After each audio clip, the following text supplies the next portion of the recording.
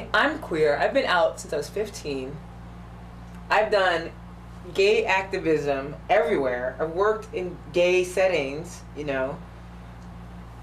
And I don't really feel part of the gay community, you know? So it's like, and I'm like out and I, you know, do queer networking internationally too, you know, as well as here.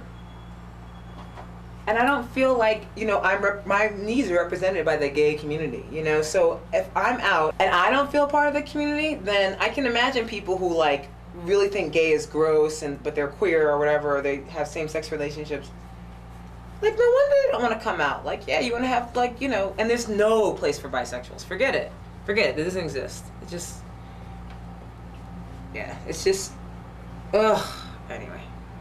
I was really wanting to do more hip-hop from this perspective, especially at that time. Everything about hip-hop was, in the mainstream media, was really negative, and it was focusing on like that white guy that I'm not gonna mention his name on the but you know, and you know, homophobia in hip-hop and how hip-hop is so homophobic, and you know, there really was no well-rounded view of like the history of hip-hop and the context of hip-hop besides mainstream music.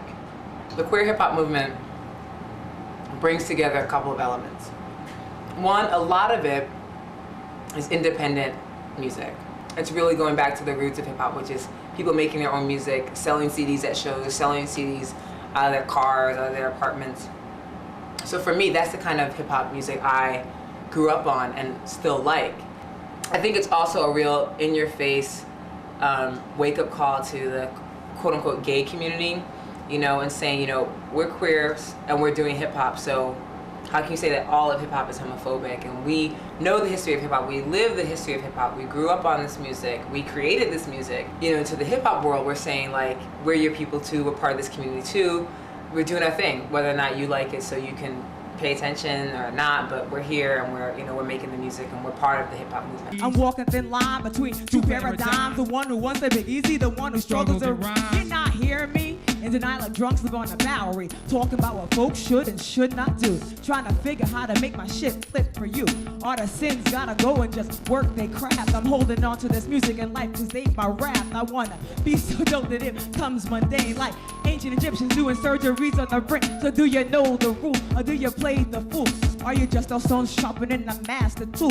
Do you act as if you wanna smoke on a spliff? From the mouths of Africans I'm gonna speak, but like the light, all you wanna do is hear a good beat. I'm real serious about this art and craft. Real serious. Forget about the aftermath. We're real serious. Because the word is life. I'm real serious. Yo, this shit's gonna be alright. And that's real. Real serious. Yo, Paradigm, you know I'm real serious. Dutchboy, you know I'm real serious. It's so inspiring to me to hear Shanté sing, to hear her speak, to hear her rap, and just to know that what the things that she is saying, there's somebody who's identifying, and there's somebody who has never heard that said before, heard what was on their heart said out loud.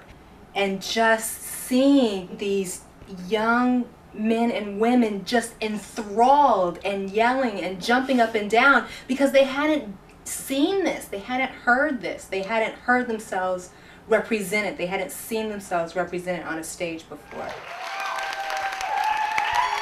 Thank you, thank you, thank you.